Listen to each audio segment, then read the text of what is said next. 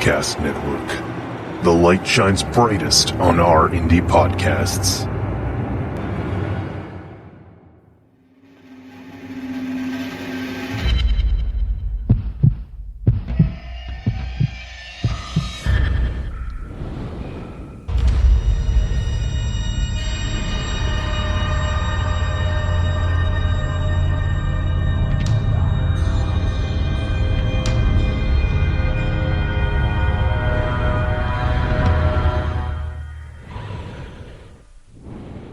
Welcome to the third installment of Brew Crime's Powerful Women with Powerful Podcasts January miniseries.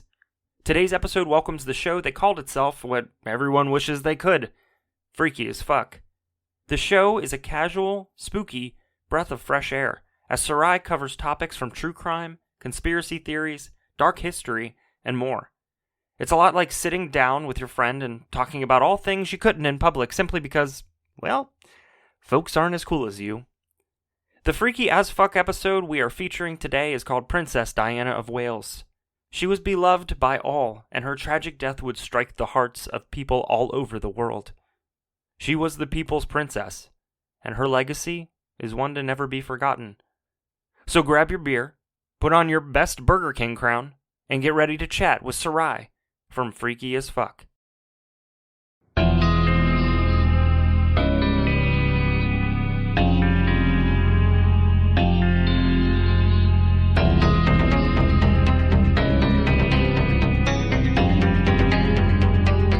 Been established that persons who have recently died have been returning to life and committing acts of murder.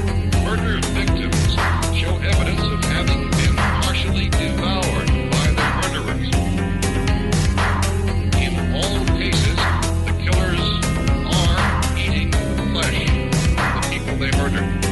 Repeating this, a fool can be killed by a shot in the head or a heavy blow to the skull. Hi everyone, welcome to another episode of the Freaky as Fuck podcast. I'm your host, Syrai. I know I'm a bit late, but that's okay because I'm here, I'm beautiful, I'm gorgeous, I look like Linda Evangelista, and all is good.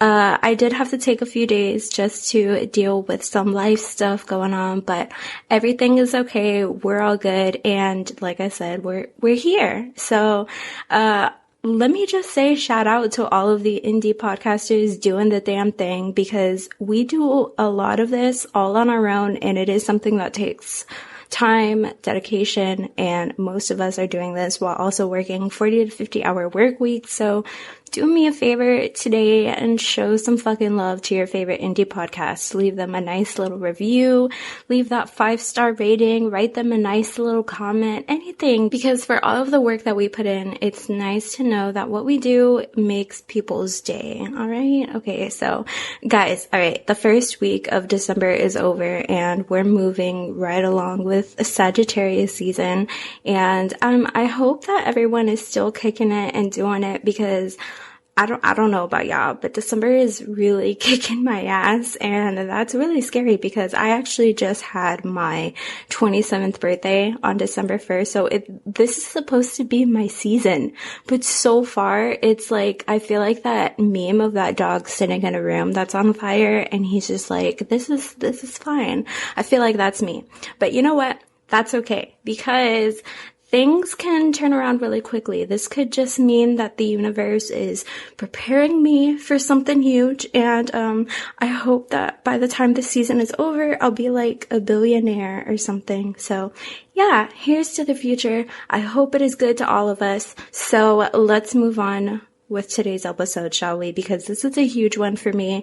I've been holding on to this episode for a really long time, and it is about somebody that I adore and who is something of an inspiration to me, and someone that had a very unfortunate, very tragic end. So today, my sweet little babies, I will be talking about Princess Diana of Wales. So, Lady Diana Frances Spencer was born on July 1st, 1961 at Park House near Sandringham Estate in Norfolk, England. She was the youngest daughter to the then Viscount and Viscountess Althorp, Edward John Spencer, and Frances Ruth Burke Roche. Her parents divorced when she was really young, and she was just around 6 or 7 years old, and it took a huge toll on her. She was absolutely devastated by the split of her parents, and her mother had left, and the children remained with their father. It's been said that she was well known for her shyness. At some point, she had adopted the nickname Shy Di. However, she was interested in the arts. She was a talented singer and ballet dancer, and she also had a keen sense of fashion at a really early age. And can I just say, Lady Di had some impeccable taste in fashion. The streetwear, the carpet looks, the gowns, all of it was just so good. Growing up, she surrounded herself with many pets as she had a love for God's very little creatures and learned to ride horses at the early age of just 4 years old. She attended Riddlesworth Hall and West Heath School, both of which are very exclusive and very prestigious boarding schools. And finally, after finishing school at the Institut Alpine Vita Manette, she returned to London to become an assistant at the Young England Kinder in Pimlico. It was during this time that she became reacquainted with Prince Charles. You see, because Prince Charles and Lady Diana had previously met when Diana was 16. At the time, Charles was dating her sister, Sarah, and Charles was 29 years old at the time. Their engagement was announced on February 24th, 1981, and they were married on July 29th of that same year at St. Paul's Cathedral in the presence of about 3,000 people. But those were just the people in actual attendance, because the wedding was broadcast all around the world. About 1 billion viewers from 74 countries tuned into the wedding of the century. And upon her marriage, Lady Diana becomes Her Royal Highness, the Princess of Wales. They would go on to have 2 sons together, Prince William and Prince Harry. Unfortunately, the marriage wouldn't last long as their relationship began to fall apart by the mid-80s. Diana would go on to suffer from depression, and her self-esteem was deteriorating. This led her to suffer from an eating disorder as well. It would seem that her life in the public eye was taking its toll on her. In 1991, the pair separated, and in 1994, a tell-all documentary with Charles aired on national television. This is the interview that resulted in the iconic revenge dress worn by Diana herself to a Vanity Fair function, a party that would take place the same day Charles's interview aired, where he admitted to having an affair. August 28th, 1996, the divorce between Diana and Charles is finalized. Diana loses her title as Royal Highness and becomes Diana, Princess of Wales. Because she is the mother to heirs to the throne, Princess Diana goes on to still be considered a part of the royal family. After the divorce, Diana worked to maintain her high public profile and continued her charity work. She's most famously credited for her influence with campaigns against landmines in Angola and for being an advocate for the homeless and to those who fell victim to the AIDS virus. She was the first high-profile celebrity to be photographed shaking hands with an HIV-positive patient, which was a huge deal at the time because, believe it or not, the general public still believed that you could contract the virus simply by coming in contact with a positive patient. Mind you, this was in 1987. This is what named her the People's Princess. Now, this is where things get real interesting. Let's take a trip back to 1986. Charles is playing a polo match against a man named Dodi Fayed, who is an Egyptian filmmaker and playboy. This was the first time Diana and Dodi met. Okay, now in 1987, the two reconnect and start dating. This immediately grabs the attention of members of the royal family who, along with former Prime Minister Tony Blair, disapproved of the blossoming relationship. And I guess it also goes without saying that the two were widely covered by tabloids. August 30th, 1997, Diana and Dodi Fayed arrive at the Ritz Paris at around 4:30 p.m. A few hours later, at around 7 p.m., the two sneak out of the back of the Ritz to drive to Fayed's residence near the Arc de Triomphe. They were also supposed to have dinner at the Benoit Paris, but ultimately decided to leave due to paparazzi flooding the place. 9:50 p.m., they decide to eat at the Ritz Les Pavons restaurant, where Diana orders a Dover sole, veggie tempura, and a mushroom and asparagus omelet. Fayed begins to grow a little suspicious of some of the employees, thinking that they might be posing photographers, so they request that their food be brought up to their room. At around 12:20 a.m., Diana, Dodi Fayed, and one of Diana's bodyguards, Trevor Rees-Jones, leave the Ritz once more out the back to go to Fayed's apartment. Diana and Fayed enter the back seat of a black Mercedes S280, which was being driven by the Ritz security, Henry Paul. It was reported that Paul had a scotch and a beer that evening. However, his blood alcohol level was determined to be more than 3 times France's legal limit. In September of 1997, an analysis of Paul's blood, hair, and spinal cord detected Prozac, an antidepressant, and thiopridol, which is sometimes used to help with alcohol withdrawal. So these 2 medications were in his system that night. At approximately 12:23 a.m., the Mercedes that Henry Paul was driving with Diana and Dodi Fayed is quickly approaching the Pont de Lama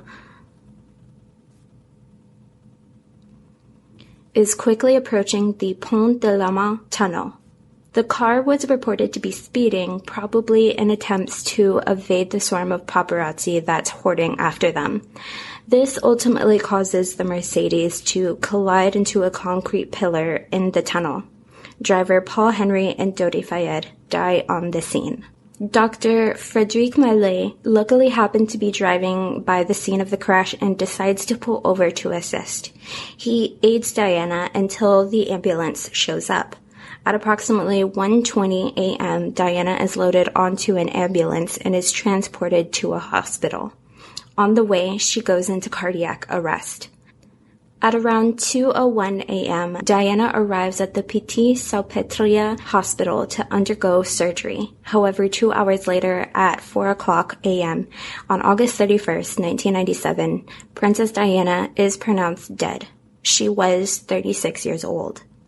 Hospital anesthesiologist Dr. Bruno Rio reports that, quote, Diana's body arrived in a condition of serious hemorrhaging and shock. An urgent surgery showed a severe wound to the left pulmonary vein. Despite the closure of this wound and the 2-hour external and internal cardiac massage, no official respiratory circulation could be established, unquote. Initially, the tragic accident was blamed on the press, reporters said to have been flashing their cameras, making it difficult for the driver to see. However, a report from 1999 points blame on the driver, Henry Paul, for speeding while under the influence of prescription drugs and alcohol. A theory floated around that Henry Paul worked for a national security service, either Britain, France, or of the U.S. Mohammed Al-Fayed, Dodi Fayed's father, claimed that Paul worked for M16, the British Secret Intelligence Service. However, there's absolutely no evidence to support these allegations. There were also accusations against Prince Philip. It was speculated that he had organized Princess Diana's murder. I guess people found it kind of fishy that out of the 14 CCTV cameras in the Pont de Lama underpass, none of them caught any footage of the accident taking place. Another main motivating factor that led to others to believing this theory was that even Diana herself believed that she was going to be killed. Paul Burrell, Diana's former butler, was given a letter by her for safekeeping. It reads, I am sitting here at my desk today in October, longing for someone to hug me and encourage me to keep strong and hold my head high. This particular phase in my life is the most dangerous. Redacted is planning an accident in my car, brake failure, and a serious head injury in order to make a path clear for Charles to marry.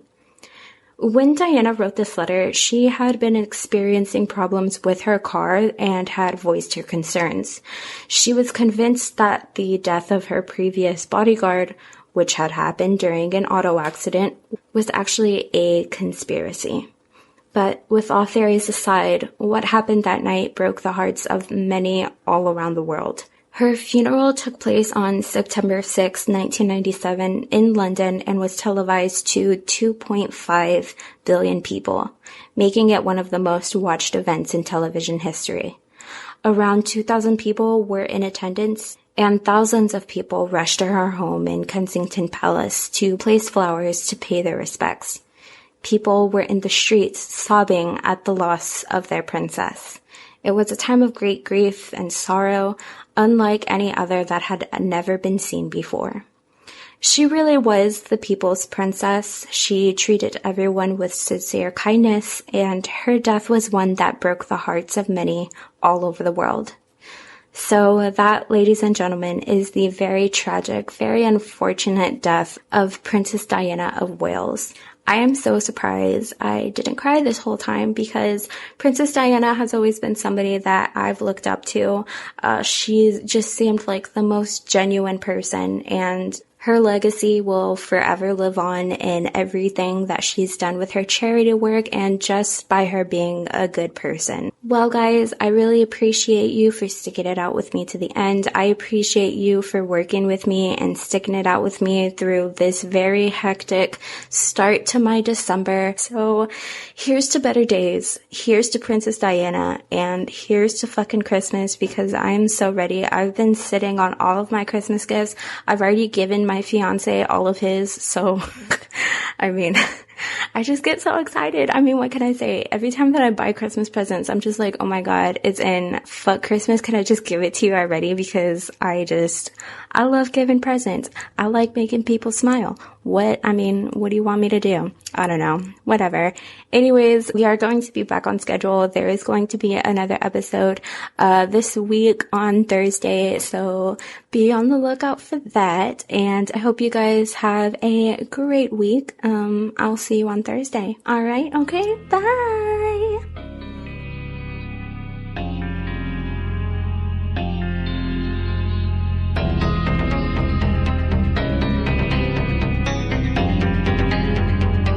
It has been established that persons who have recently died have been returning to life and committing acts of murder.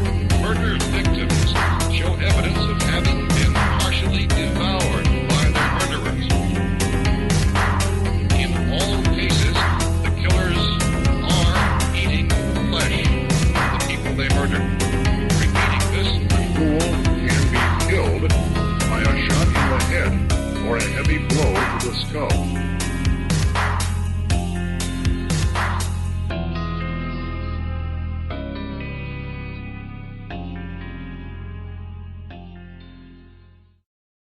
Mike and I hope you enjoyed that episode of Freaky as Fuck. If you liked her show, head over to whichever podcast service you use and hit subscribe. Rate and review the show and let her know Brew Crime sent you. Remember, you can always find us on all of the social media for better or worse. You can get us at Brew Crime. Leave a rating or review wherever you listen, and come say hi to us. You can also find us at www.brewcrime.com and on Patreon by searching Brew Crime. Don't say we didn't make it easy for you. Any money goes directly back to the show in the form of software and equipment to make this show even better. Thank you, everyone, and we will see you next week for the final installment of our mini-series. This time, it's an episode from Thrice Cursed, a true crime and paranormal podcast. The Oracle Network.